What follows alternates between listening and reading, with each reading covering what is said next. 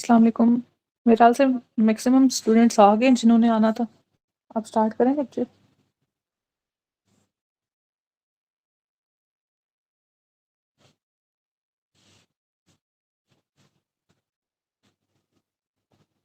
Fill वक्त पहले मैंने आपको कहा था कि रात में हम लोग करेंगे इसकी क्लास रफ़ी। ठीक है, तो ऑलमोस्ट हम 9:30 तक वो करेंगे, फिर हम सर्जरी का पोर्शन स्टार्ट करते हैं।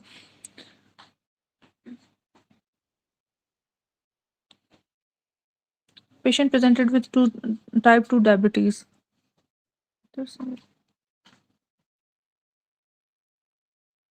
हमने कहाँ से स्टार्ट करना था, यहीं पे छोड़ा था ना। ठीक है। Most likely complication in limb.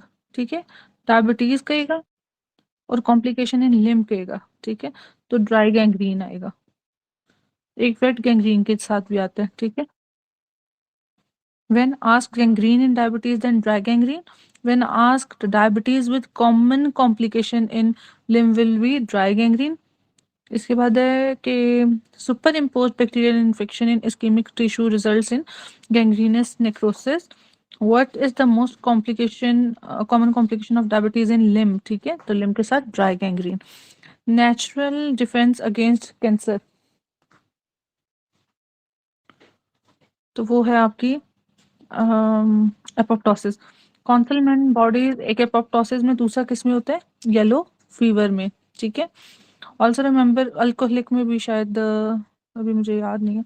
Also remember councilman bodies are also seen in high viral hepatitis. ठीक है, yellow fever, viral hepatitis and apoptosis. If both yellow fever and apoptosis is in scenario choose yellow fever. ठीक है, apoptosis और yellow fever में तो आपने yellow fever को prefer ma'am करना। कल परसों एमसीक्यू सर करवा रहे थे कल शायद, जिसमें जो है ना वो दोनों ऑप्शन थे, येलो फीवर का भी और उसका भी। सर ने अपोप्टोसिस वाला किया हुआ था।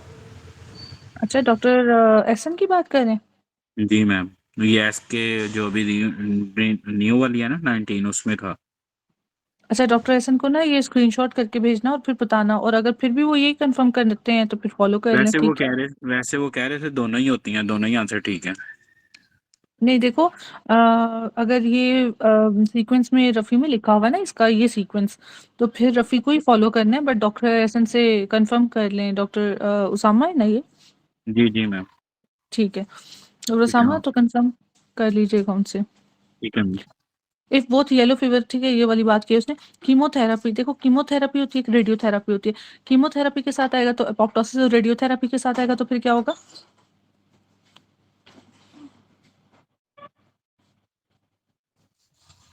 मैम वो ROS, हाँ जी, वो क्या होते हैं। वो रेडिकल स्पीशीज जो हैं वो हाँ जी, oxygen, reactive oxygen oxygen. Species, reactive oxygen species होते हैं, या H2O2 के साथ देता है। ठीक है, अच्छा जी, काउंसिलमेंट बॉडीज एपोप्टोसिस। अच्छा, जो हम सुबह हाइड्रोलिटिक एंजाइम्स कर रहे थे वो थे आपके लाइसोजाइम्स के साथ, और ये किसके साथ आएंगे।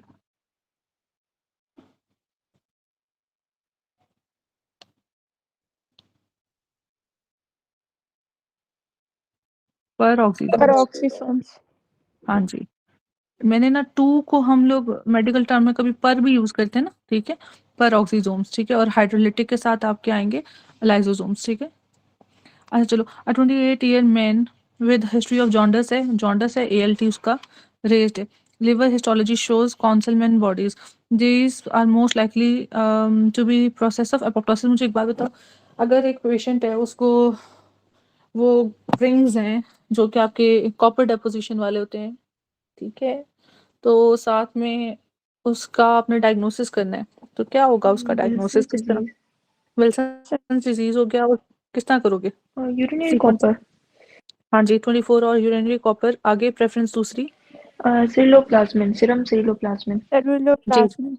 जी जी, 24 और urinary copper is greater than serum ceruloplasmin. Gold standard क्या है। Liver biopsy. Liver biopsy. वैसे ये बहुत इंपॉर्टेंट है मेडिसिन वालों के लिए। ठीक है, ये वाली चीज़ें। गोल्ड स्टैंडर्ड क्या है, स्पेसिफिक क्या है, सेंसिटिव क्या है, इनिशियल क्या कराओगे, बाद में क्या कराओगे। Cancel shrinkage. अच्छा देखो, अभी पहले इसको छोड़ो, ये देखो एपोप्टोसिस के पॉइंट। इंड्यूस एक्टिवेशन ऑफ ऑनकोस्प्रेसर्स एक चीज, कैस्पेजेस से एसोसिएटेड होते हैं, एक्टिवेट करते हैं। पैरोटिड डक्ट में उसकी एपोप्टोसिस जोन सा था ना, उसका एक स्नैरियो आता है कि क्या प्रोसेस होगा, तो एपोप्टोसिस होगा, जो कि आपका सबमैंडिबुलर में आएगा। तो उसमें क्या था, उसमें भी स्टोन ऑब्स्ट्रक्शन हो जाती है ना। पैरोटिड की कौन सी डक्ट थी, स्टेंसर्स, और सबमैंडिबुलर की वॉर्टन्स, ठीक है। तो वो जो सियालोलिथेसिस आएगा वो सबमैंडिबुलर के साथ आएगा और पैरोटिड के साथ एपोप्टोसिस का आता है। अच्छा, प्री ओवर क्राउडिंग सेल्स, ठीक है, और साथ में कैंसरस सेल्स की किलिंग के लिए प्रोग्राम सेल डेथ है, ये सबसे ज्यादा इंपॉर्टेंट। ये नॉन इन्फ्लेमेटरी ऑनकोस्प्रेसर कैस्पेजेस, कैस्पेजेस तो वो बहुत ज्यादा पूछता है, ये तो आपकी ये वाला क्वेश्चन, और ये नॉन इन्फ्लेमेटरी वाला, और ये प्रोग्राम सेल डेथ, और ये पैरोटिड वाला, ये तो कीज है ना प्रॉपर।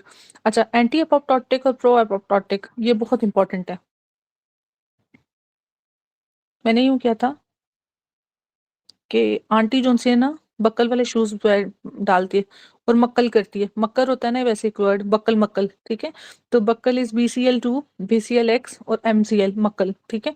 और प्रो में था बक बक्स, ठीक है, कि बक वैसे बक मत होता है ना, तो बक मक्स बक्स, ठीक है। तो ये प्रो एपोप्टोटिक है।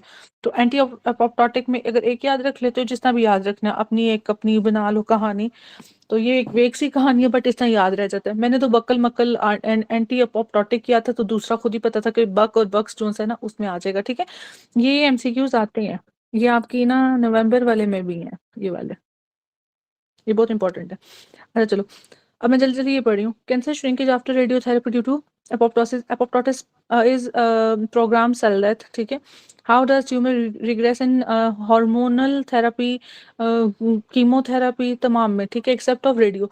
अ patient has carcinoma of uterus, chemo की बात की है, ठीक है। फिर वही बात है, साइज कैसे रिग्रेस करेगा, apoptosis. After chemo tumour size apoptosis, duct of submandibular gland is blocked by stone, ठीक है, और वाटर स्टक थी ये, चेंज किसका हुआ, एपोप्टोसिस। पैरोटिड ग्लैंड स्वेलिंग है, और डक्ट वही बात है, स्टोन है, एपोप्टोसिस है। Apoptosis is induced by activation of oncosuppression, activation की बात कर रहे हैं, ऑनकोस्प्रेशन। Intrinsic and extrinsic pathway of cell death are involved in which process? Apoptosis. The most important aspect of apoptosis is prevent overcrowding of cells, ठीक है। Cell death कर देगा, overcrowding नहीं करेगा, ठीक है। What starts apoptosis? Activation of caspases. Line है आपके इसके सीरीज की, ये वाली, ये वाली, ये वाली, ये वाली, सारे ग्लैंड्स की। Also remember, while BCl2, BClX are anti-apoptotic, caspases are involved in apoptosis. Women with myelocytic leukemias presented with picture of councilman, देखो councilman की बात कर रहे हैं, ठीक है। तो eosinophil cytoplasm, मैकेनिज्म क्या है apoptosis।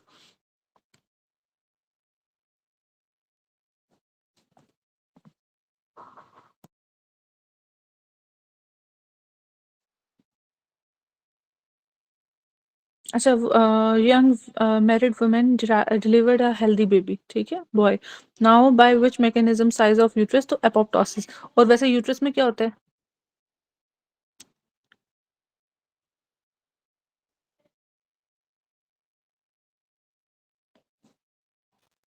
मैम वो सुबह जो हाइपोटोसिस, हाँ जी जी, जी हाइपर वो लाइसोसोमल रिएक्शन, और इसमें ठीक है, कैसे डिफरेंशिएट करेंगे, जी जी, किस ये में, बाय विच मैकेनिज्म एक आ गया, और एक वो जो दूसरा कहा था कि रिग्रेस, यूट्रस रिग्रेस करती है उसमें ना आफ्टर देखो, प्रेगनेंसी।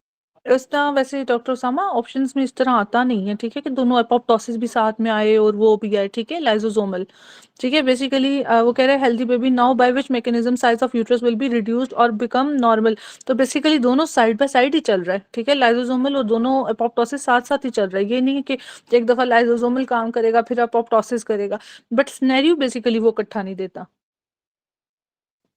ठीक है मैम। ठीक है। साइज रिग्रेशन की बात करेगा, रिग्रेस की, ठीक है, जब वो उस वर्ड के साथ करता है तो लाइसोसोमल का करता है, और जो मैकेनिज्म करता है तो फिर वो एपोप्टोसिस करता है, ठीक है। वैसे इकट्ठा है या नहीं, मैंने नहीं देखा कहीं। अच्छा, blood film of a patient of acute प्रोमाइलोसिटिक leukemia shows several cells which are large have irregular, देखो वो सेल्स की बात करें ल्यूकीमियास के, ठीक है, प्रोमाइलोसाइट्स की उनकी वो है, ठीक है, एक्यूट है, इरेगुलर लाइन, इरेगुलर मतलब एक होता है आपका बाउंड्री बिल्कुल ठीक है, इंटेक्ट है। इरेगुलर कार्सिनोमा की जो मेन फीचर है ना, वो ये इरेगुलर, उसमें मार्जिन, ये भी एक मेन फीचर्स में से फीचर्स है। Contain structure less eosinophilic cytoplasm and multiple basophilia ज्यादा होगा, एसिनोफिलिक कम है, होमोजेनस राउंड बॉडीज। तो वो कह रहे हैं कि सेल इंजरी किस तरह हो रही है, एपोप्टोसिस। तो जब भी आपसे कैंसर की बात कर रहे हैं जिसमें एओसिनोफिल ज्यादा है, बेजोफिल, ठीक है, इरेगुलर मार्जिन हैं, ठीक है, और जरूरी नहीं है ये वाला कैंसर, वैसे ही। तो प्रोसेस जो सा सेल किलिंग का, बेसिकली सेल किलिंग का, ठीक है, एपोप्टोसिस क्यों, क्योंकि ये ओवर क्राउडिंग को प्रिवेंट करते हैं। तो कैंसर में तो वो रैपिडली डिवाइडिंग सेल्स हैं, डिवाइड कर ही जा रहे हैं, कर ही जा रहे हैं, कर ही जा रहे हैं, तो किसी ने उसको खत्म भी तो करना है ना, तो वो एपोप्टोसिस है, ठीक है। तो बेसिकली वो इस वाले मैकेनिज्म की बात कर रहा है कि ये ओवर क्राउडिंग को प्रिवेंट कर रहा है इसको। अच्छा जी, तो बेसिकली मैकेनिज्म वो पूछ रहे हैं जो कि होगा एपोप्टोसिस से। Important natural defence mechanism against the development of neoplasia is apoptosis. तो नियोप्लेजिया भी तो आपकी इरेगुलर जोन से एंस रेशियो रेज्ड है, पोलैरिटी चेंज हो गई है, ठीक है। तो ये सारी चीजें नियोप्लाज्म का मतलब ये है ना, कैंसर कॉजिंग जोन से है, ठीक है, तो एपोप्टोसिस से जाएंगे। तो मेन मैकेनिज्म वो हो गया। इन इंट्रावेस्कुलर डैमेज, देखो उसके लिए फिर से सबसे पहले ये बात करो कि जो हमारा है ना इंट्रिंसिक पाथवे और एक्सट्रिंसिक पाथवे। जो इंट्रिंसिक पाथवे है वो आपका सब एंडोथेलियल या कॉन्टेक्ट या हेजमैन फैक्टर, जिस फैक्टर 12 कहते हैं, ये तीन नाम जरूरी हैं। इन तीन नाम से ही वो आपको पहले गुमराह करता है। फिर उसके बाद क्या है कि इसकी एक्टिविटी एपीटीटी के साथ, ठीक है। और अगर हम कोएगुलेंट की बात करें तो कौन सा होगा, एंटीकोएगुलेंट हेपरिन, ठीक है, एक्टिविटी को मॉनिटरिंग के लिए। जब अच्छा चलो उसको बाद में करते हैं। अब ये जो सारे फैक्टर्स हैं, इसके बाद कॉमन पाथवे के भी कुछ हैं। 2 कॉमन के, 10 कॉमन के, 12 से स्टार्ट होगा, 11, 10 कॉमन में चला गया, 9, 8, 7 उधर चला गया, ठीक है। और फिर आपका नीचे 5 और 2 आ गया कॉमन पाथ में, ठीक है। और फिब्रिनोजेन फिर एंड पे, फिब्रिनोजेन इनटू फिब्रिन, और फिर स्टेबलाइजिंग से आपका क्लॉटिंग वो बन जाएगा, ठीक है, क्लॉट बन जाएगा। All factors are produced by liver except of what, factor 4 and 8, ठीक है। अब इंट्रिंसिक एक्सट्रिंसिक पाथवे, जैसे हम कहते हैं टिश्यू, ठीक है, या फिर थ्रोम्बोप्लास्टिन, जो कि फैक्टर 3 है, ठीक है। और उसके बाद वो फिर फैक्टर 7, फिर उसके बाद आपका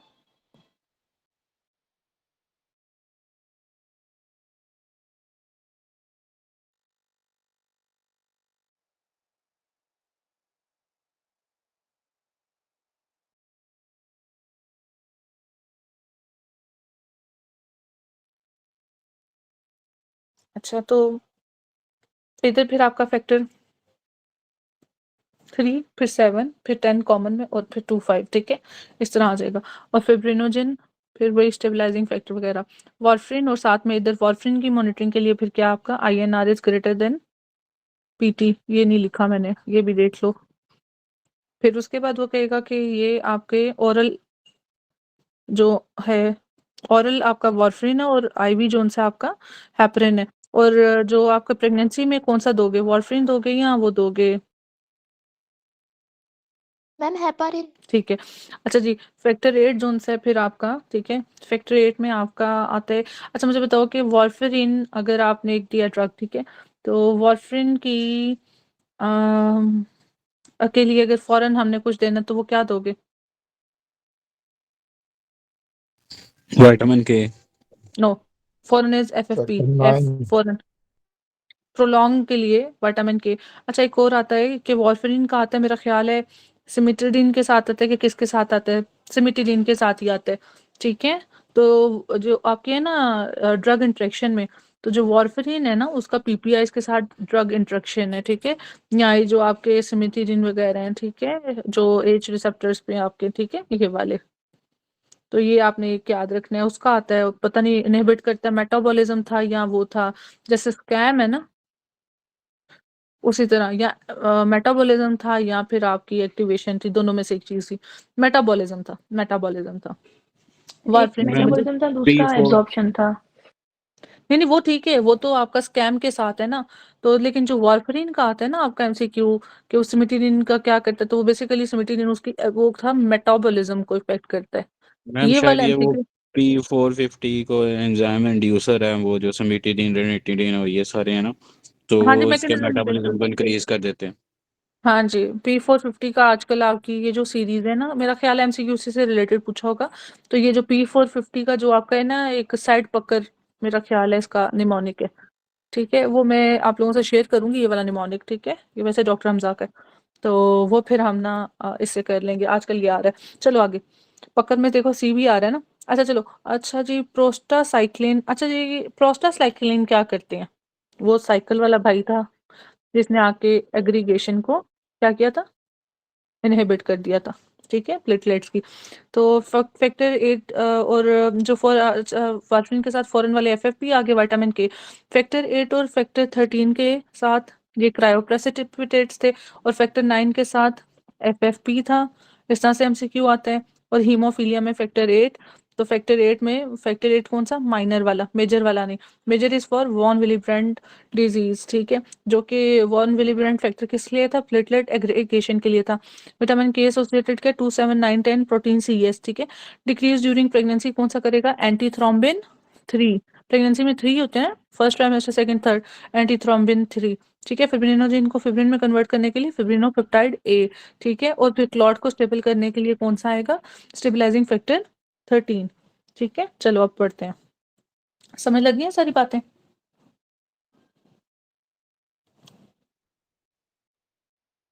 अब मैं आप लोगों के हाँ के लिए भी वेट नहीं करूंगी, आप लोग इतने तो जिम्मेदार हो जो उसके जवाब दे दिया करो। इंट्रिंसिक पाथवे के साथ सब एंडोथेलियल फैक्टर है, ठीक है। APTT is use to check it, ठीक है। मैयर क्या करेगा, अभी हमने किया, फैक्टर 12 11 10 कॉमन पाथवे में चला जाता है। फिर आपका फैक्टर 9 8, फिर ये वाले जो उनसे 2 फैक्टर्स हैं और साथ में फिब्रिनोजेन, ठीक है। All clotting factor are protein and synthesize in liver except of 4 and 8, ये मैंने बता दिया। Extrinsic pathway is activated by tissue thromboplastin, PT is used to check it, INR उसके, ठीक है। वार्फरिन की मॉनिटरिंग के लिए INR is greater than PT, is a measure of factor 2 5 7 और 10 एंड फिब्रिनोजेन, ठीक है। तो फैक्टर डॉक्टर 3, नमरा ये 2719 वाला रिपीट कर देंगी, 2719 और प्रोटीन सी वाला। ये विटामिन के जोन से है ना, डिपेंड सिंथेसाइज करते हैं ना लिवर में आपके क्लॉटिंग फैक्टर्स। तो 2 7 9 10 protein C and protein S, okay. Okay okay, thank you. और आपके मेरा से ब्लड वाला टॉपिक है, उधर एक सीक्वेंस भी है, protein C is greater than S is greater than 7, वो क्या है, किसी को वो स्टेटमेंट याद है?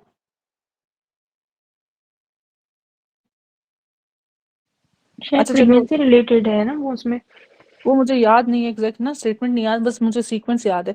तो वो देख लेना एक दफा ब्लड को खोल के, ठीक है, ये वाला कि ये किस रिलेटेड है, क्योंकि आप अभी अगर ये खोलोगे ये पूरा का पूरा आपको एज इट इज इम्प्रिंट करेगा ब्रेन में, वरना तो उसके बाद फिर वो रहता रहता रह जाएगा, ठीक है। वो देख लेना। Which factor activate clotting as well as kinin system, अच्छा जी ये देखो, जो आपका फैक्टर 12 है ना, काइनेन सिस्टम, आगे हम पिक्चर पहले मेरा ख्याल है कर लें तो ज़्यादा बेहतर है,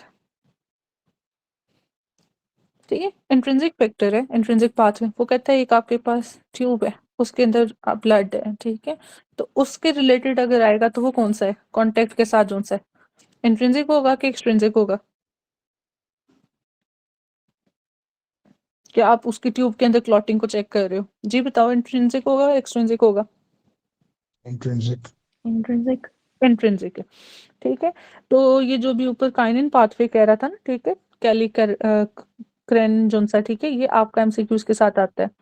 एक आपके एंजियोटेंसिन के साथ कुछ आता है, वो कौन से होते हैं?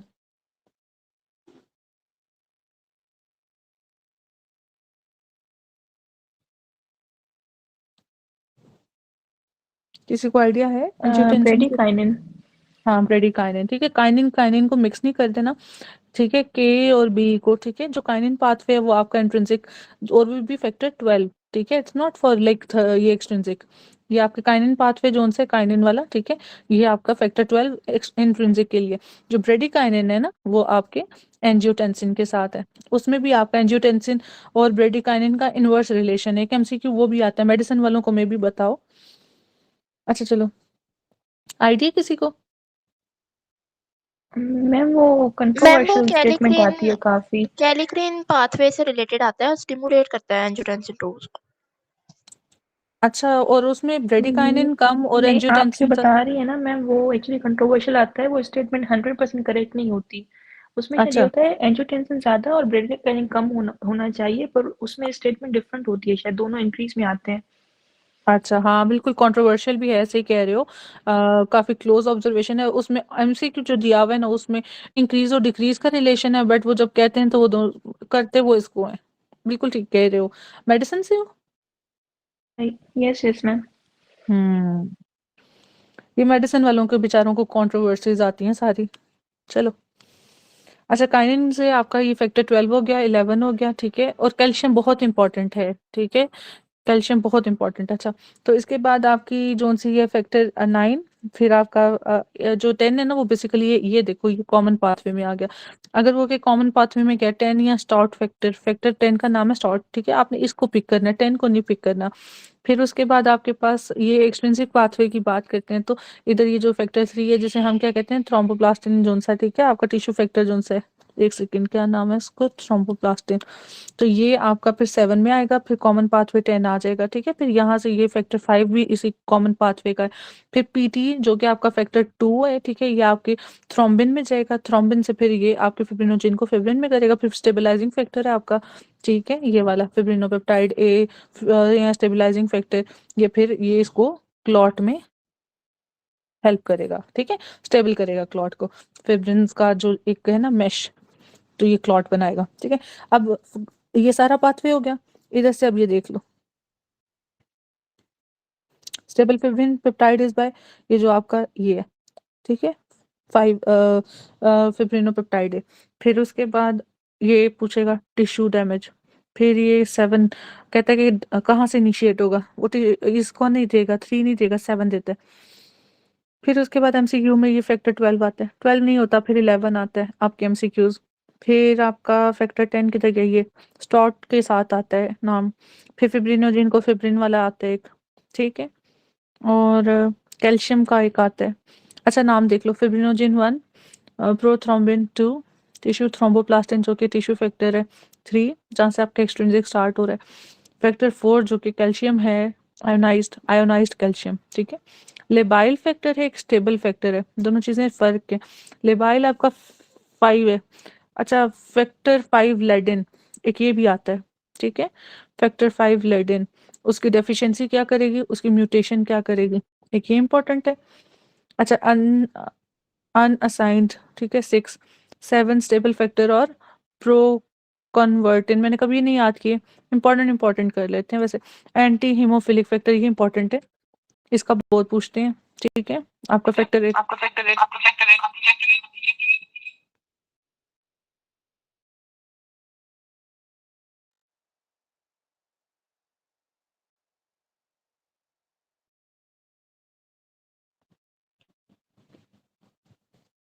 अच्छा। और फिर उसके बाद आपका आएगा फैक्टर 9, ठीक है, plasma thromboplastin compound Christmas factor, ये आपका हीमोफीलिया कौन सा है, ए, बी और सी, ठीक है। 8 माइनर, B9, C 11, ठीक है। और स्टाउट फैक्टर जो कि आपका फैक्टर 10 है ये आता है। 11 इज प्लाज्मा थ्रोम्बोप्लास्टिन, ठीक है। इसके बाद हेजमैन फैक्टर है आपका 12 और फिब्रिन स्टेबलाइजिंग फैक्टर, बस ये आते हैं आपके मेन। ओके, हो गया। अब हम वापस जाते हैं टेबल पे।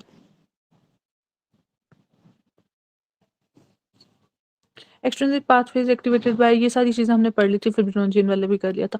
विच factor activate clotting as well as kinin system, ठीक है, तो आपका है factor 12। Laceration on a girl's finger which when in contact with exposed basement membrane kinin and platelet aggregation is activated. Which of the following factor is responsible, Hedgeman factor in intravascular damage, ठीक है। तो intravascular endothelium, ठीक है, तो आपका factor 12 है। endothelium cell initiate intravascular coagulation by activating 12, ठीक है। endothelial injury intrinsic factor 12। Factor 8 is produced by endothelial cell, which factor is not produced by liver, हाँ जी बताएं, अभी मैंने बताया। 4 and 8. हाँ जी, 4 का आपने 4 वो और 8। बिल्कुल टेबल पढ़ लेना है, 4 and 8। One scenario was all bleeding profile normal except PT prolong, ठीक है। पीटी किस पाथवे के लिए था आपके, एक्सट्रिंसिक या इंट्रिंसिक, एक्सट्रिंसिक। अच्छा ठीक है, तो फिर अभी आप मुझे एक बात बताओ, तो मैंने बताया था 3 आते हैं और 7 आते हैं, तो फैक्टर 7 के साथ इसका एमसीक्यू आता है, ठीक है? ओके, ये वाली चीज उसने पूछी हुई है। चलो क्रायो प्रेसिपिटेट अभी बताया फैक्टर 8 से, ठीक है? Factor 8 and factor 8 and 13। चलो वारफरिन टॉक्सिसिटी। उसमें आप कह रहे हो कि देंगे क्या डॉक्टर उसामा, क्या बोला आपने? आपने इमीडिएट का कहा था ना, इमीडिएट टॉक्सिसिटी में एफएफपीस देंगे। हाँ नहीं नहीं, मैं अभी ये नहीं बात कर रही थी, मैं कह रही थी कि फैक्टर दूसरा कौन सा आएगा, है तो ठीक है लेकिन मैंने इमीडिएट पूछा नहीं था। चलो, most important step in coagulation pathways fibrinogen to fibrin, ठीक है? क्योंकि फिब्रिन ही तो बनना है जिसकी वजह से डैमेज होगा, तो ऑब्वियसली फिर आपके ये पाथवे पहले आपकी क्या होगी, डैमेज की वजह से क्या होगी, कंस्ट्रिक्शन, फिर आपका ये सारा जो पाथवे है, फिर क्लॉटिंग होगी, फिर क्लॉट की स्टेबलाइजेशन होगी। Which of the following factor decrease during pregnancy? तो एंटीथ्रोम्बिन 3। अब पेशेंट, क्योंकि मैंने कहा ट्राइमेस्टर है, ठीक है, put on warfarin which is first factor to be decrease factor 7। क्यों भला?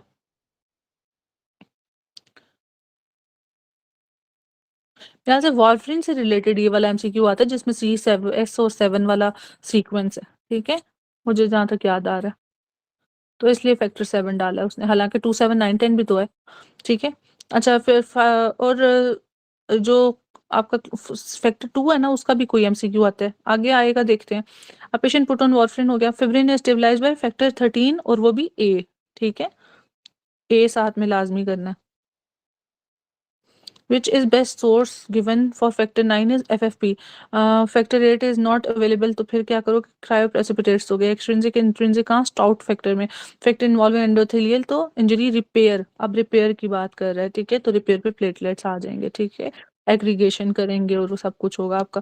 विटामिन के डिपेंडेंट 2 7 9 10 हो गया, प्रोटीन CES फैक्टर 9 10 9 7 2, और vitamin K dependent factor, vitamin K dependent हो गया PT as it also called factor 2, ठीक है? डिपेंडेंट फैक्टर इज ये फैक्टर 2 की जो बात करी थी ये है, ठीक है? PT test is done in jaundice, ये भी इंपॉर्टेंट है। In a patient with obstructive jaundice, this is increased clotting time due to deficiency of due to क्या हो गया, क्लॉटिंग टाइम इंक्रीज क्यों कर रहा है, प्रोथ्रोम्बिन डेफिशिएंसी पीटी, जो कि फैक्टर 2 है। अब वो ऑब्स्ट्रक्टिव जॉन्डिस लिवर की बात कर रहा है, ठीक है? और जॉन्डिस से रिलेटेड आपका PT, patient with obstructive jaundice scenario leading toward vitamin K deficiency, what will be deficient, तो प्रोथ्रोम्बिन। विटामिन के डेफिशिएंसी में नॉर्मल ब्लीडिंग टाइम होगा, इंक्रीज पीटी एपीटीटी। हाँ जी मुझे बताएं, बीटी किस में इंक्रीज होगा? नीचे लिखा हुआ है उसने, आईटीपी टीटीपी, ठीक है, ये सारा इंपॉर्टेंट। वॉन बिलीब्रेंट में भी होता है, इंक्रीज होता है कि डिक्रीज होता है? इंक्रीज होता है। और क्या होता है उसमें इंक्रीज? रिपीटिटी। हीमोफीलिया में क्या होता है? पहले बताओ कि कौन सा फैक्टर डेफिशिएंट होता है? फैक्टर 8 9 10। हीमोफीलिया में फैक्टर 8 माइनर, 8 9 एंड 11। एक सेकेंड ना बच्चों, ठीक है ठीक है, ए में आपका फैक्टर 8 से इसी बोलो ना, बी में क्या है? 8 9 और 11, ठीक है, ए बी सी भी तो बता दो। फैक्टर 11, इसको क्या कहते हैं, क्रिसमस फैक्टर, इसका नाम भी याद रहे, 11 का कोई मसला नहीं। अच्छा चलो, इसमें एपीटीटी क्या होता है हीमोफीलिया में? इसमें हिस्ट्री किस तरह आती है, सर्कमसिजन की, ठीक है, और एक्सेसिव ब्लीड, ठीक है, ये सारी आएगी। दूसरा बताओ, वॉन विलिब्रेंड डिजीज, अभी इसका क्या है, फैक्टर 8 कौन सा है, माइनर मेजर? मेजर।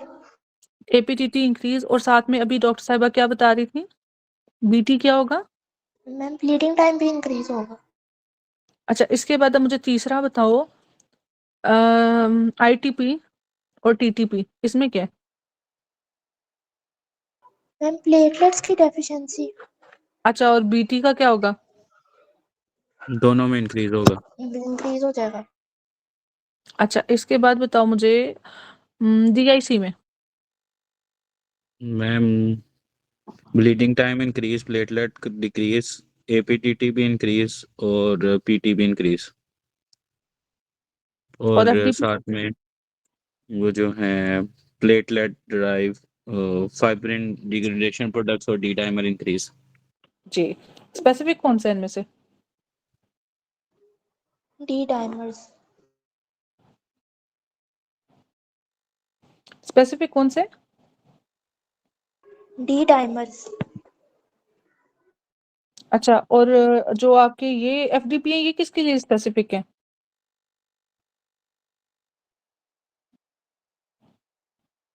हमने पढ़ा था ना आतिफ अफजल पॉइंट्स में।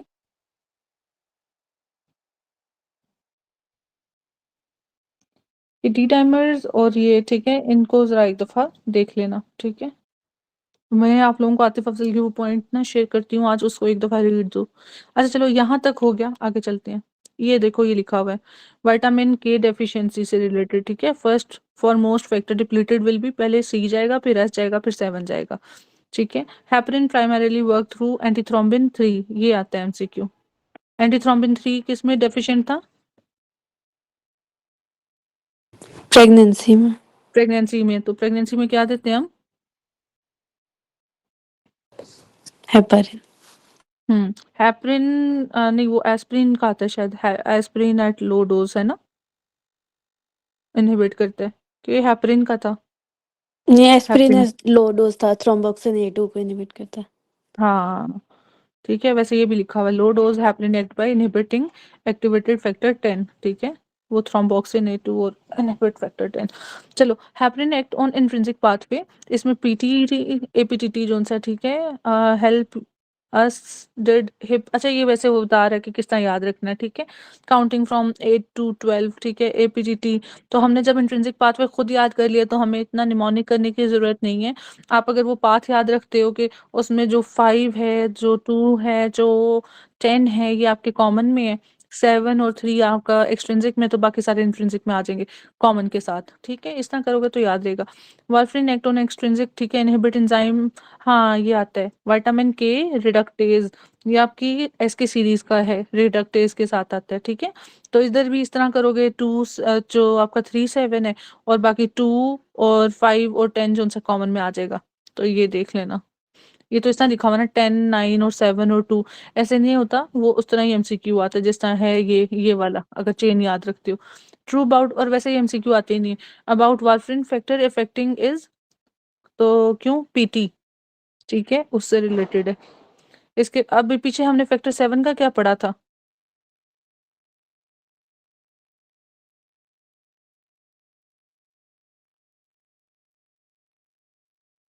फैक्टर फर्स्ट 7 का, डिक्रीज 7 होता है, पहले 7 डिक्रीज होता है। ये था एमसीक्यू, जिसमें सी एस और 7, ठीक है।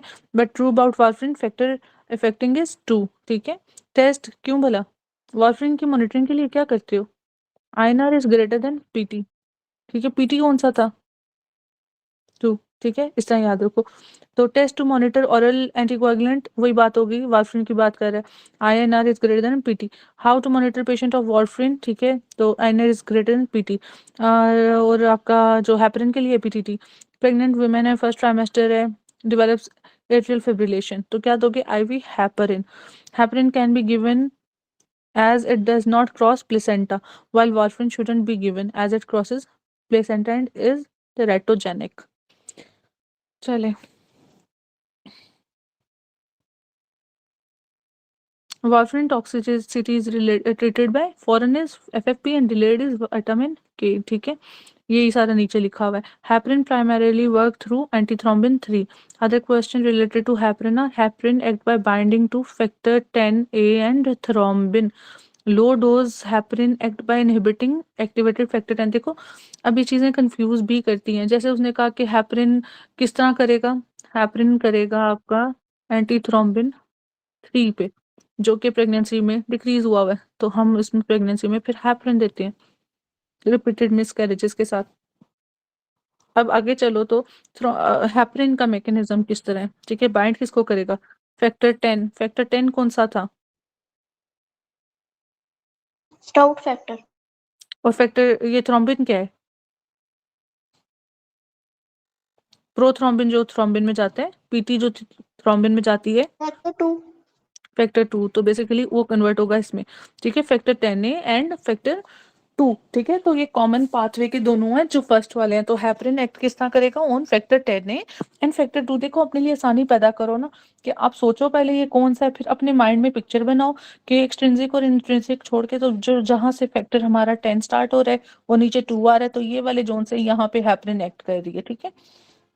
Low doses of heparin act by inhibiting activated factor 10 को कर देगी, इनहिबिट कर देगी। Heparin, histamine and proteases release from, ये अब एमसीक्यू आता है कि ये सारी चीजें कहाँ से रिलीज हो रही हैं, तो ये सारी चीजें मास्ट सेल से रिलीज हो रही हैं।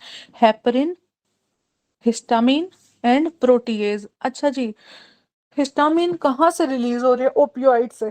कौन से ओपियोइड से? मॉर्फिन। मॉर्फिन। किस डॉक्टर ने जवाब दिए? डॉक्टर रबिया। डॉक्टर रबिया, ये काइनिन वाला भी पहले आपने बताया? नहीं मैम, ब्लड वो मैंने का? नहीं था। अच्छा, वो किन्होंने बताया था? मैंने बताया था मैम, डॉक्टर सुमेरा? शर्मीन। शर्मीन। अच्छा यार, आप लोग रोज रात को नाम चेंज होते हैं। चलो, नहीं माशाल्लाह अच्छी है जिन्हों को ये चीजें रिकॉल हो रही है ना, क्योंकि ये बहुत इंपॉर्टेंट चीजें हैं, ये मिक्स होती हैं और माशाल्लाह याद हैं। तो इंशाल्लाह बस थोड़ी सी और मेहनत करो, कुछ दिन रह गए, इंशाल्लाह पास हो जाएगा सबका, ठीक है। अच्छा, और बार बार आपने इंटरेक्टिव सेशन से ये डिस्कस करना है और इंशाल्लाह ये चीजें नहीं भूलेंगी। हेपरिन इनहिबिट्स प्रिवेंट्स तो प्रोपोगेशन ऑफ क्लॉट, ठीक है। प्रोपोगेशन लाइक जो आगे प्रोसीड करता है, हेपरिन इनहिबिट करता है propagation of clot. Heparin act on which pathway? Intrinsic pathway. हमने क्यों एपीटीटी वाला? Similarity between low molecular weight heparin and heparin, both act same on factor 10A. Heparin needs which anticoagulant factor to be present for its action? तो antithrombin 3 जो ऊपर लिखा हुआ था main, ठीक है, एंटीथ्रोम्बिन 3 होगा, फिर वो अपना मैकेनिज्म करेगा।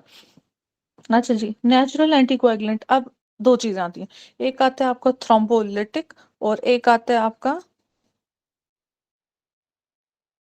थ्रोम्बोलिटिक आता है, दूसरा क्या आता है?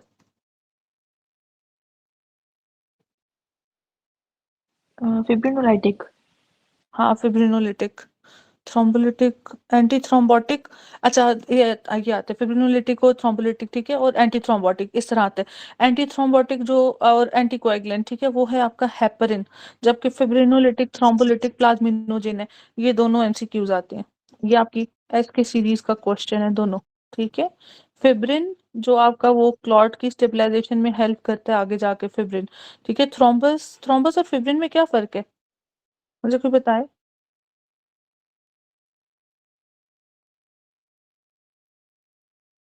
फर्स्ट स्टेप फिब्रिन फॉर्मेशन है या थ्रोम्बस फॉर्मेशन है?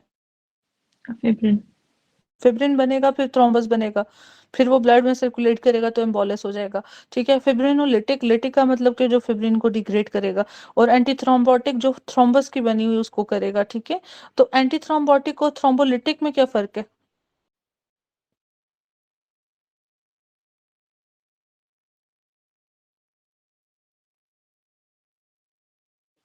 एक थ्रोम्बस बनने नहीं दे रहा, एक टूटने नहीं दे रहा।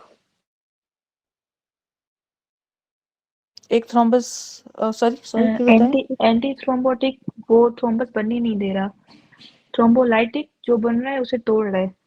जो बन रहा है उसको तोड़ रहा है, ठीक है, और एक उसको प्रोपोगेट नहीं, आगे प्रोडक्शन में नहीं करने दे रहा, ठीक है। Which anti thrombotic is present naturally? देखो अभी हमने ये ऊपर भी पढ़ा है ना, कि किधर चला गया, heparin prevents propagation of clot, मजीद बनने नहीं देगा, ठीक है। और लिटिक बेसिकली जो बना हुआ है उसको तोड़ेगा, ठीक है। तो ये फर्क है लिटिक में और थ्रोम्बोटिक में, ठीक है। अच्छा, विच एंटी थ्रोम्बोटिक, शाबाश डॉक्टर शाह साहिबा, anti thrombotic is present naturally in blood, तो हेपरिन है आपका नेचुरल, ये भी आता है। Which of the following is naturally occurring? Thrombolytic is plasminogen. In order of for heparin to be an effective anticoagulant, naturally occurring inhibitor of clotting is required. The most likely inhibitor is तो antithrombin 3, सारी वही कहानी, ठीक है। Antithrombin 3 important है heparin के लिए। Factor 10 और फैक्टर कौन सा दूसरा फैक्टर का नाम लें कॉमन पाथवे का?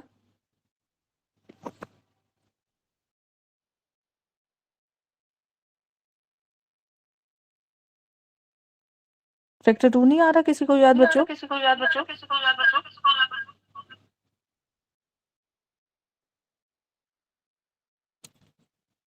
अभी तो हमने ये ऊपर किया है, ये वाला थ्रोम्बिन वाला, ठीक है। तो थ्रोम्बिन, उसको फैक्टर 2 नहीं, बेसिकली थ्रोम्बिन। अच्छा जी, आगे चलें तो anticoagulants are contraindicated in thrombocytopenia, ठीक है। किसी को अगर लेट्स सपोज हेमरेजिक हुआ हुआ है, स्ट्रोक, तो आप उसको क्या दोगे, कोई एंटीकोएगुलेंट्स वगैरह?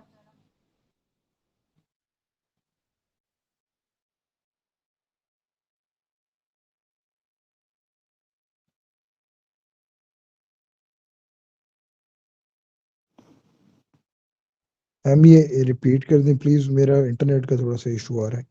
कोई बात नहीं। ये इस्कीमिया हुआ हुआ है और ये वेसल का हेमरेज हुआ हुआ है, ठीक है। हेमरेजिक में आप दोगे कोई उसको एंटीकोएगुलेंट?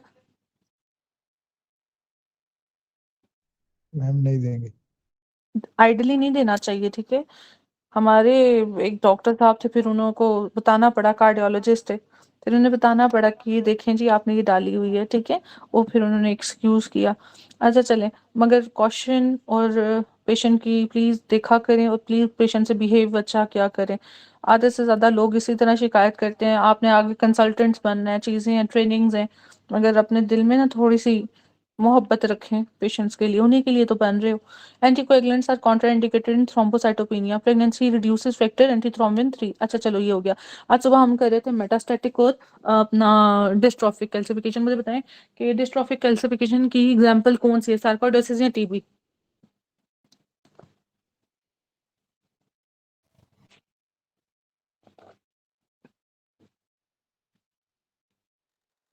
Ma'am TB. जी टीबी।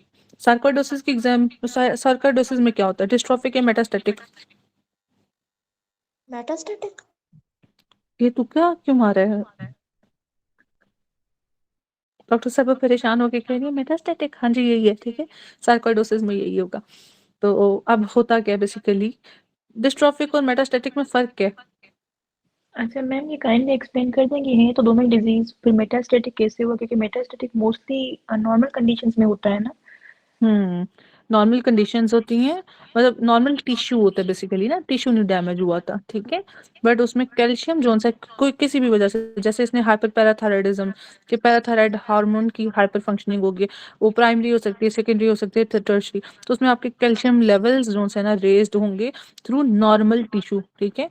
जबकि आपकी जो सा डिस्ट्रॉफिक है ना, यहाँ पे आपका डैमेज्ड टिश्यू होगा, ठीक है।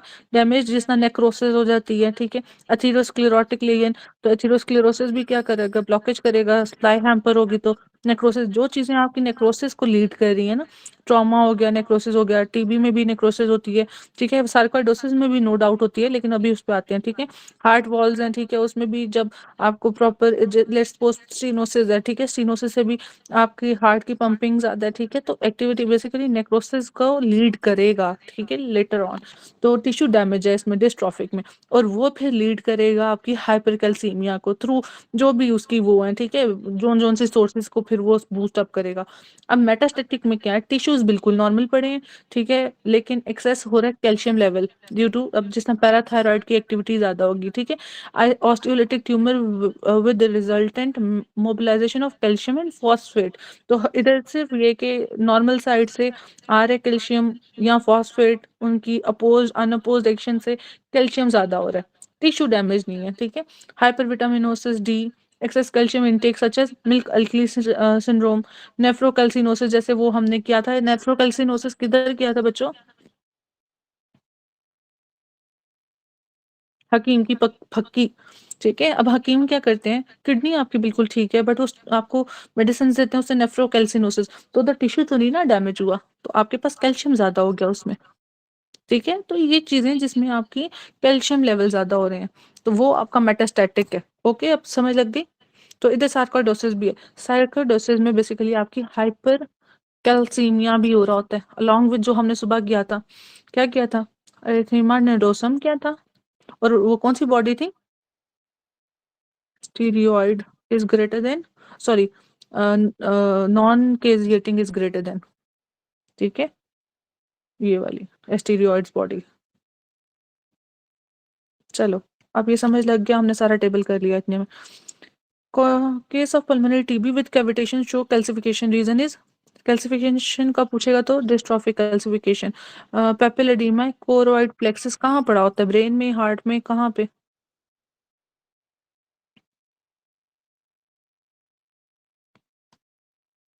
कोरोइड प्लेक्सस कहाँ पड़ा होता है? मैम ब्रेन में पड़ा होता है वेंट्रिकल। ब्रेन में वेंट्रिकल, कौन से वेंट्रिकल्स? एपेंडाइमल सेल्स होते हैं ना कोरोइड प्लेक्सस के। एपेंडाइमल सेल्स वो किसको ये मतलब सिर्फ बनाते हैं।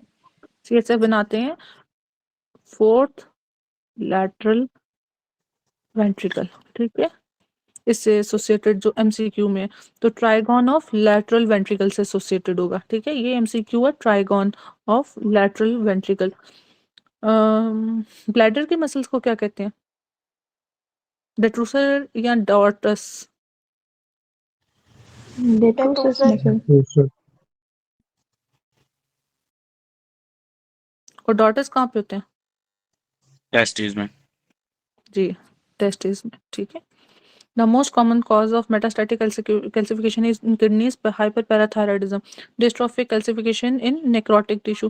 Mechanism involved in formation of samoma bodies in papillary carcinoma. अच्छा देखो, अब ना आज हम करेंगे, वैसे मैं तो कहूँगी कि थोड़ा सा जो दूसरे लोग हैं आज पेपर सर्जरी वाला साथ में थोड़ा सा सॉल्व कर लें, ज़्यादा अच्छा है। उधर कुछ पेरिनियल पाउचेज हैं, कुछ थ्योरी है, नहीं तो बाद में रिकॉर्डिंग सुन लेना मेडिसिन वाले, ठीक है, जिस तरह भी इजी हुआ। तो समोमा बॉडी से रिलेटेड है पेपिलरी, उधर हमने फिर ये ट्यूमर्स भी करने हैं थायराइड के। कि गुड प्रोग्नोसिस किसकी है, वेस्कुलर किसकी है, कैप्सुलर किसकी है, ब्लड के थ्रू किसकी है। तो अच्छा, तो पेपिलरी कार्सिनोमा तो थायराइड में क्या हो गया? The mechanism involve in formation of psammoma bodies in, देखो कार्सिनोमा जोन सा है, कार्सिनोमा न्यूप्लेजिया से रिलेटेड है, नेक्रोसिस, ठीक है, नियोप्लाज्म। तो इधर आपकी डिस्ट्रॉफिक कैल्सिफिकेशन है। तो डिस्ट्रॉफिक में आपकी दो चीजें क्या आ गई?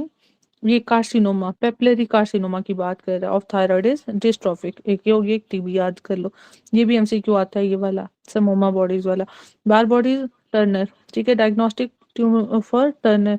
टर्नर की क्या है आपकी कैरियोटाइपिंग क्या है? 45 एक्सो। जी, अच्छा जी। While when asked best diagnosis for Turner is karyotyping, ठीक है। बेस्ट इज कैरियोटाइपिंग, ये वाली कैरियोटाइपिंग। फिनोटाइप और जीनो कैरियोटाइपिंग में क्या फर्क है? फिनोटाइप जो बाहर से हमें चीजें नजर आती है ना, वो फिनोटाइप में आती है। अपीयरेंस। कैरियोटाइप जीन्स लेवल पे आता है, अंदर से जो जी मतलब जी है। जी जी बिल्कुल, ठीक है। जो आपका इनहेरिटेंस पैटर्न, आपके जो एक्स, जैसे लाइक ट्राइसोमी, मोनोसोमी। अच्छा मुझे एक बात बताओ, एन्यूप्लाइडी, इसकी डेफिनेशन क्या है? Half number of chromosome. Half number of chromosome. अच्छा, एक होता है कि ट्राइसोमी प्लस मोनोसोमी दोनों होंगे, वो किसकी डेफिनेशन है? ये ग्लैंड फिल्टर में। नहीं नहीं, मुझे ऐसे नहीं पूछ रही। एन्यूप्लाइडी, मुझे तो लगता है कि उसमें ये था। एक क्रोमोसोम कम होता है।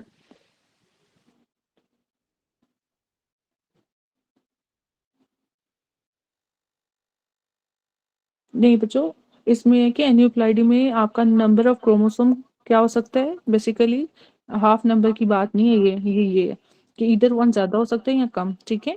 Presence of abnormal number of chromosome in a cell, for example human somatic cell having 45 और 47 क्रोमोसोम्स इंस्टेड ऑफ 46। ये भी आपकी सीपीएसपी की डेफिनेशन है, और मैंने ये दी थी इसलिए मुझे याद है कि एन्यूप्लाइडी के साथ आता है कि ये ट्राइसोमी या मोनोसोमी दोनों के साथ आता है।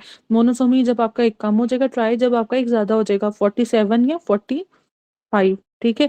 फिर उसके बाद आप बताओ कि ये टर्नर है, ठीक है, ये आपका क्लाइन फिल्टर, ये वो सब कुछ, ठीक है। चलो समझ लगी ये बात? Yes ma'am. चलें आगे चलते हैं। रिकॉर्डिंग कौन कौन सुनता है? कोई सुनता है? मैम जो मिस होता है मैंने वो वाली सुनी थी बस, जो लाइव डॉक्टर ले रहा चला, हूँ उसमें उसमें वॉइस का कोई इशू तो नहीं है? मैम नहीं है वॉइस का इशू। बस ठीक है, मैं ये पूछना चाह रही थी। सुनो ना सुनो फर्क नहीं पड़ता, मैं तो डाल रही हूँ, आप लोगों को सुननी है सुनो। One Barr body present in nuclear, ठीक है, सेल ऑफ नॉर्मल फीमेल। अब देखो, बेसिकली वन बॉर बॉडी का क्या मतलब होता है? वन एक्स्ट्रा एक्स ना, ठीक है, अगर लेट्स सपोज ये है आपके पास, इसमें कितनी बार बॉडीज है? हम्म, दो। दो दो दो। टू। तो इसमें कितनी है? कोई नहीं है। सब एग्री कर रहे हैं?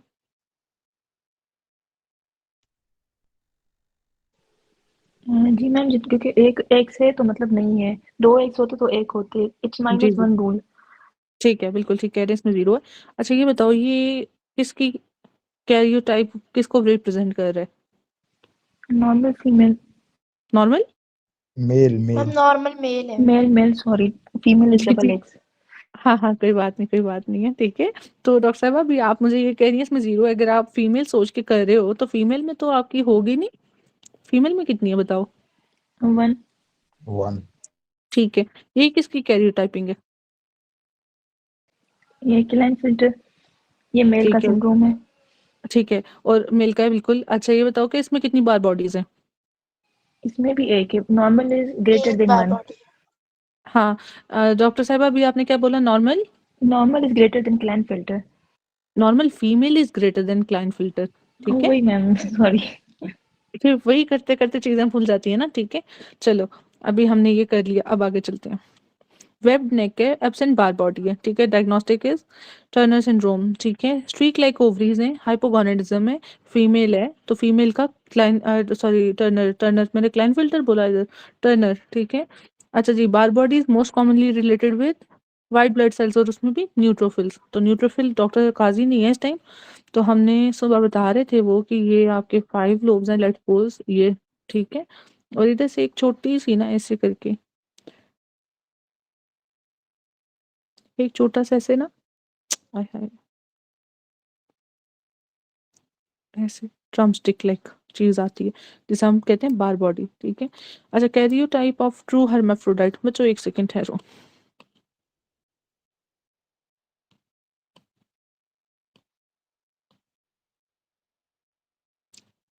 हाँ ये बनी हुई है,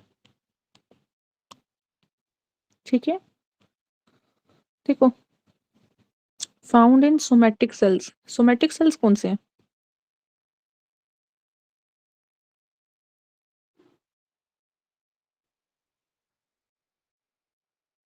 बच्चों?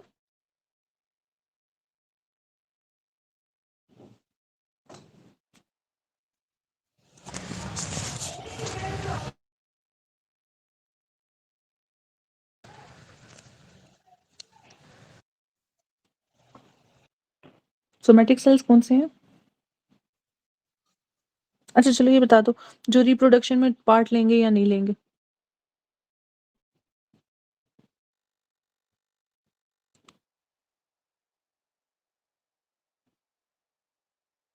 मैम स्पर्म और एग सेल्स। को निकाल के, जी। ठीक है। अच्छा, तो ये जो बार बॉडी बेसिकली इन्होंने बकल स्मेयर, ठीक है, बकल म्यूकोजा वगैरह से, और जो पोलीमॉर्फ न्यूक्लियस हैं, ठीक है, ल्यूकोसाइट्स इन फीमेल्स, ठीक है, तो वहां पे ये देखो पेरिफेरल स्मेयर में इन्होंने देखा, ठीक है, डेविडसन बॉडी ने। तो ये बेसिकली एक बार बॉडी है ये, ठीक है।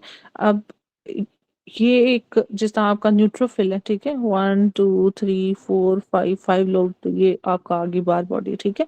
मेल के अंदर बार बॉडी नहीं है, ये देखो, ओके। चलो, अच्छा जी, एक नॉर्मल फीमेल का था वो।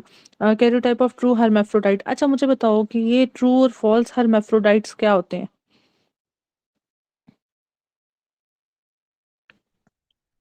मैडम ये आप करवाएं, मैं खुद इसमें लास्ट टाइम भी कंफ्यूज रहा हूँ। ओके, ट्रू में basically, true is a person either, अच्छा चलो, true is a person having both male as well as female genitalia, ठीक है। उसके अंदर दोनों चीजें होंगी। लेट्स सपोज उसके अंदर ओवरीज पड़ी हुई हैं, ठीक है, टेस्टिस पड़े हुए हैं, क्लिटोरिस उसका है, ठीक है, बट आप उसको आइडेंटिफाई एग्जैक्टली नहीं कर पा रहे हो, ठीक है। लग वो मेल रहा है बट फीचर उसके पास दोनों फीमेल हैं, ठीक है, मेल और फीमेल दोनों हैं, ठीक है। ट्रू में बेसिकली दोनों चीजें प्रेजेंट होती हैं। अब फॉल्स में क्या है? बेसिकली फॉल्स में अगर वो फिनोटिपिकली मेल है ना, तो उसके अंदर कुछ हार्मोनल डिफेक्ट की वजह से, लेट्स सपोज जैसे हम कहते हैं कि एंड्रोजन जोन से हैं सेंसिटाइजेशन या समझो कि डिक्रीज वो रिलीज हो रहा है, पाथवे होते हैं एक हमारे पास ना टेस्टोस्टेरोन की प्रोडक्शन का।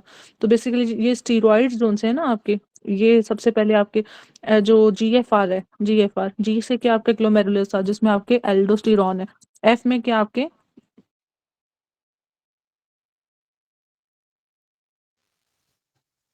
कॉर्टिसोल वगैरह, ठीक है, ग्लूकोकॉर्टिकॉइड, और इधर क्या आपके एंड्रोजेंस हैं, टेस्टोस्टेरोन वगैरह, ठीक है।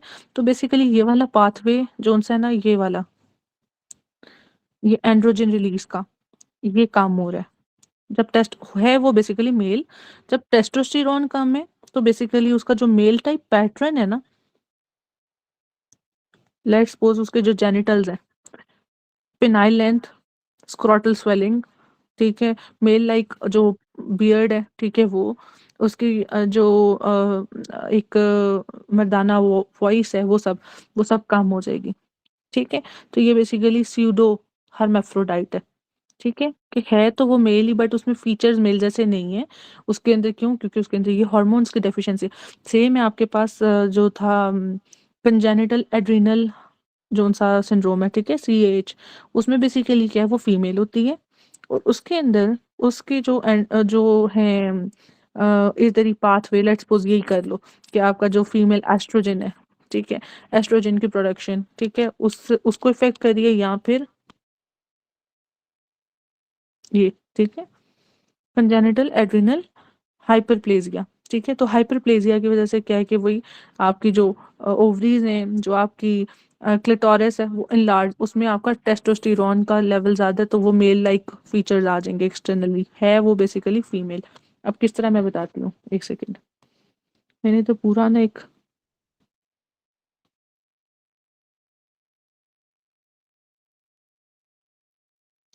पहले हम हर्माफ्रोडाइट कर लेते हैं क्योंकि हमने ये किया है।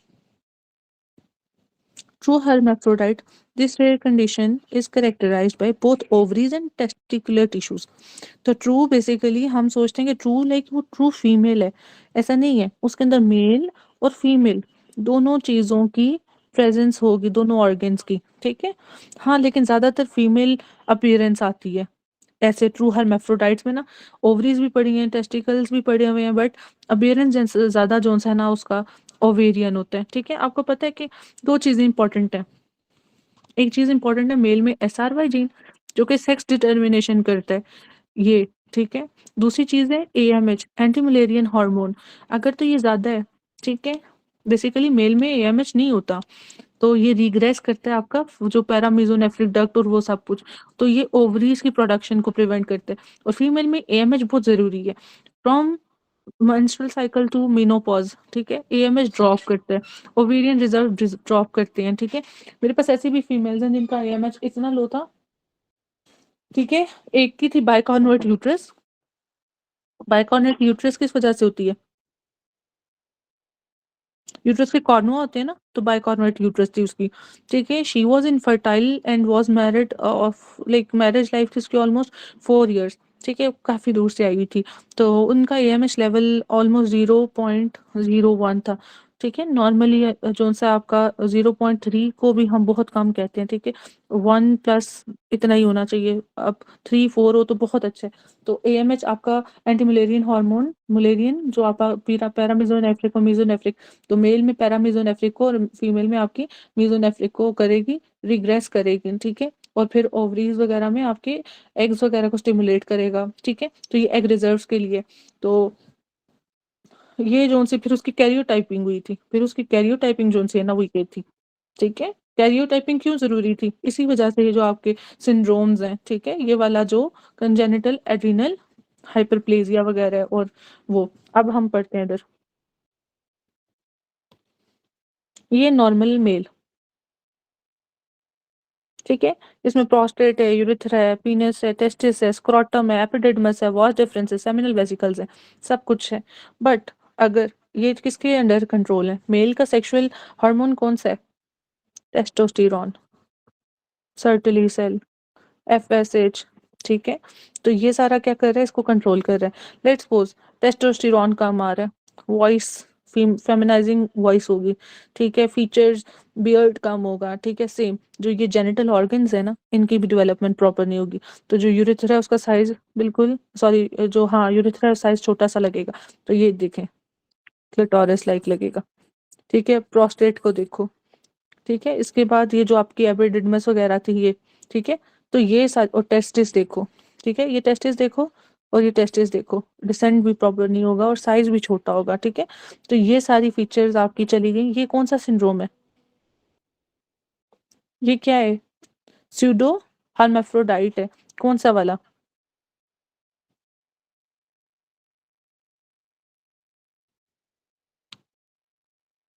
मैंने भी बताया जब मेल का प्रॉब्लम होगा ना, ये मेल स्यूडो हर्माफ्रोडाइट, जीनोटाइप उसकी Okay. मेल, ठीक है, जीनोटाइप उसकी मेल है। The gonads are testis but the external genitalia are not clear male. क्यों? क्योंकि इसके अंदर हार्मोन जोन सा है आपका टेस्टोस्टेरोन, उसकी प्रोडक्शन नहीं हो रही, ठीक है। कॉज क्या है, टिश्यू रेजिस्टेंस टू एंड्रोजेंस, ठीक है। तो एंड्रोजन से रेजिस्टेंस है, प्रोडक्शन कम है, रेजिस्टेंस है, जो भी है बन रहा है मगर वो इफेक्ट नहीं कर रहा, ठीक है, जो एक नॉर्मल मेल के। तो टेस्टिकुलर मतलब लेग टेस्टिकुलर मतलब है वो मेल, फेमिनाइजिंग है मेल, बट फीचर्स उसके अब फीमेल जैसे लग रहे हैं, फिनोटाइप उसकी फीमेल जैसी लग रही है, ठीक है। But externally testis, internally testis भी पड़े हैं, यूट्रस नहीं है उसके अंदर, ठीक है। बट टिश्यू रेजिस्टेंस की वजह से फीचर ऐसा लग रहा है जैसे क्लिटोरिस बन गई है वो, ठीक है वो मेल ही। जबकि ट्रू हर्माफ्रोडाइट में ओवरीज भी पड़ी है, टेस्टिस भी पड़ी हुई है, ठीक है। इसमें सोली टेस्टिस है, सोली मेल ऑर्गन्स है, बट अंडर डेवलप्ड है, अंडर डेवलप्ड है ड्यू टू दिस रेजिस्टेंस। ये हो गया मेल स्यूडो हर्माफ्रोडाइट, ठीक है। चलो एक कॉन्सेप्ट क्लियर है। Yes, ma'am. चलो अब आगे करते हैं। मैं अभी ना डिटेल जाती हूँ, अभी सिर्फ ऊपर से एक छोटी छोटी कहानी बता रही हूँ। Female pseudo hermaphrodite, she is a female, completely female, genotypically भी, बट फिनोटिपिकली लग रही है बट है नहीं, ठीक है। तो फॉल्स में यही फर्क है। अगर आपका ट्रू हर्माफ्रोडाइट होती फीमेल तो उसमें वही है कि दोनों प्रेजेंट होते, फीमेल का पैटर्न ज्यादा होता, ठीक है। The gonads are ovaries but the external genitalia are not clearly female, not clearly female, gonads ovaries ही हैं। The condition is most often caused by increase androgenic hormone, तो उसमें रेजिस्टेंस है, इसमें एक्सेसिव प्रोडक्शन है। तो कंजेनिटल एड्रीनल हाइपरप्लेजिया, एंड्रोजेन्स बना रहे हैं तो एक्सेसिव प्रोडक्शन होगी। तो इसके लिए जरूरी ये है कि आप लोग देखो एंड्रोजन बनते कैसे हैं, किधर लिखा आया था वो मैंने, ये नजर आ रहा है, Yes, ma'am. कोलेस्ट्रॉल है, प्रेग्निनोलोन, ठीक है, ये प्रेग्निनोलोन, ठीक है, आपका 7 हाइड्रोक्सी प्रोजेस्टेरॉन है, GFR से एल्डोस्टेरॉन, F से कॉर्टिसोल, R से आपके प्रोजेस्टेरॉन, डाइडोजेस्टेरॉन, ठीक है, सब डेवलप करते हैं जो आपके सेक्स हार्मोन है, ठीक है, एंड्रोजेंस वगैरह। तो जो आपका प्रेग्निनोलोन है वो आपका 7 हाइड्रोक्सी से कन्वर्ट होता है 7 हाइड्रोक्सी प्रेग्निनोलोन से, ठीक है। अगर लेट्स सपोज ये भी नहीं होता एंजाइम, ये भी नहीं होता, तो आपके पास बनेगा क्या, प्रेग्निनोलोन, प्रोजेस्टेरॉन, 11 डीऑक्सी कॉर्टिकोस्टेरॉन, फिर कॉर्टिकोस्टेरॉन और फिर एल्डोस्टेरॉन। तो एल्डोस्टेरॉन ज्यादा हो गया आपका जब आपके पास डेफिशिएंसी के 17 हाइड्रोक्सी प्रोजेस्टेरॉन, ठीक है, एल्डोस्टेरॉन ज्यादा हो गया। अब हम दूसरे पाथ की बात करते हैं। हमारे पास 7 हाइड्रोक्सी प्रोजेस्टेरॉन बन रहा है, मगर हमारे पास, अच्छा चलो इधर आ जाओ, प्रोजेस्टेरॉन है, फिर डीऑक्सी कॉर्टिसोल है और कॉर्टिसोल। अब हमारे पास ये 21 हाइड्रोक्सी प्रोजेस्टेरॉन नहीं है, ये पाथवे हो गया, ये भी नहीं है 21। तो हमारे पास क्या ज़्यादा बन रहा है? मैम फिर डाईहाइड्रोटेस्टोस्टेरोन बनेगा। हाँ जी, तो ये कौन सा सिंड्रोम हो गया? मैम ये तो फीमेल हो गया ना, सूडो कंजेनिटल एड्रिनल हाइपरप्लेजिया हो गया, हाइपरप्लेजिया। ठीक है, कि है वो फीमेल बट उसमें एक्सेसिव टेस्टोस्टेरोन बन रहा है, ठीक है। तो ये हो गया कंजेनिटल एड्रिनल हाइपरप्लेजिया। तो एड्रिनल क्यों? क्योंकि एड्रिनल से बन रहा है, कंजेनिटल कंजेनिटली, ठीक है, कंजेनिटल एड्रिनल हाइपरप्लेजिया। तो उसमें टेस्टोस्टेरोन ज्यादा हो रहे हैं। सही समझ लग गई अब आपको? ये यस एक मैम। पाथवे एक पाथवे ये हो गया। कंजेनिटल एड्रिनल हाइपरप्लेजिया को हम कह सकते हैं कि 21 हाइड्रोक्सी उसमें डेफिशिएंट है, ठीक है। अच्छा चलो आगे करते हैं। ये हो गया एक। अब अगर ये कम होना है तो इसके कम के लिए क्या है? आपके पास 7 हाइड्रोक्सी नहीं बनेगा, रेजिस्टेंस होगी। तो ये फिर क्या हो गया? मैम ये मेल सूडो मेल, हेर्माफ्रोडिट हो गया। जी, मेल सूडो हर्माफ्रोडाइट, इसमें रेजिस्टेंस होगी, टेस्टिकुलर ये हमारे पास फेमिनाइजेशन। बिल्कुल ठीक है। टेस्टिकुलर फेमिनाइजेशन कॉन्सेप्ट हो गया क्लियर? यस मैम हो गया। भाई समझना आसान होता है, समझाना बहुत मुश्किल होता है। चलो मैम हम अभी हम सर्जरी किस टाइम स्टार्ट करेंगे? बस अभी करने लगे हैं। मैं वैसे 30 तक का था, तो अभी हम बस ये वाला टेबल कंप्लीट कर लें। ये वाला टेबल कंप्लीट हो गया, ठीक है, इसको बस पढ़ लें, ठीक है, जल्दी जल्दी। तो एम्बिगुअस एक्सटर्नल जेनिटेलिया होते हैं both X and Y chromosome, ये ट्रू की बात कर रहा है। Pseudo hermaphrodite, this organism has gonads of only one sex but the appearance of external genitalia does not correspond to the gonadal appearance. Patient with 46 X X, अब 46 access है, female genotype है, stereotype है, ठीक है। एम्बिगुअस जेनिटेलिया है, ठीक है। Ambiguous मतलब अब लग रहा है जैसे वो मेल लाइक है वो फीमेल। तो ये congenital adrenal hyperplasia. 26 week gestation है, यूट्राइन हाइट है उसकी 24, ठीक है, गेस्टेशन भी है, और 24। देयर इज नो फीटल पोल। अच्छा ये ना अब आप लोगों का उसका कैरियोटाइपिंग है। चलो भाई इसको एक ही है। अगर 18 ईयर ओल्ड है, ए मिनोरी है, otherwise normal appearance and secondary sexual characteristic. तो बेसिकली 18 साल की एक लड़की है, उसके ए मेनोरिया है और साथ में नॉर्मल सेकेंडरी सेक्सुअल कैरेक्टरिस्टिक है। अल्ट्रासाउंड पे ओवरीज नहीं है एंड यूट्रस। हाँ जी, अब बताओ।